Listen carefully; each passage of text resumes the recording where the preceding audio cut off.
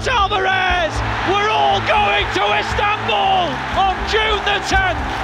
Julian Alvarez, যিনি কিনা Manchester সিটির একাদশের প্রথম পছন্দ ছিলেন না, তাকেই কিনা অ্যাথলেটিকো মাদ্রিদ দলে বেরালো 6 মৌসুমের জন্য 95 মিলিয়ন ইউরো দিয়ে। অবশ্য সাম্প্রতিক ফর্ম পুরোটাই আলভারেজের পক্ষেই ছিল। 2022 বিশ্বকাপ, এবছরের কোপা আমেরিকা বিশেষ ভূমিকা রেখেছে আলভারেজের এই ট্রান্সফারে। ম্যানচেস্টার সিটিতে গত 2 মৌসুমের ক্যারিয়ারে আর্লিং হল্যান্ডের ছায়ায় থাকতে হয়েছে আলভারেজকে। এর মধ্যেই যতটুকু সুযোগ মিলেছে নিজেকে মেলে ধরার সর্বোচ্চ চেষ্টা করেছেন আর্জেন্টাইন এই তারকা, সফলও হয়েছেন। Alvarez still on the ball near the edge of the D, hits a shot into the net. 2 মৌসুমে ম্যানচেস্টার সিটিতে ম্যাচ খেলেছেন 103টি, গোল করেছেন 36টি। সিটির হয়ে প্রথম মৌসুমেই নিজের ট্রেবল জয়ের স্বাদ পান আলভারেজ।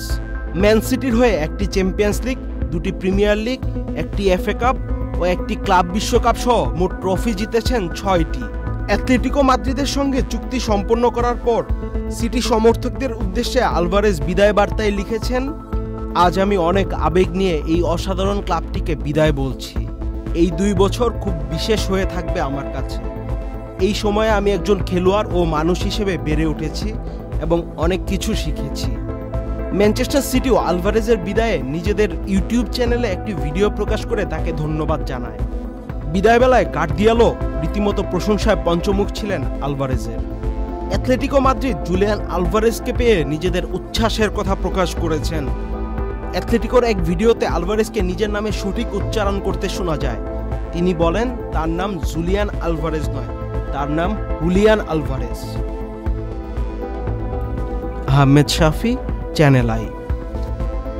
বৃষ্টির দিনে আনন্দটা একটু বেশিই জমুক, আর আনন্দ আয়োজন মানেই চাষি সুগন্ধি চিনি গুঁড়া চাল।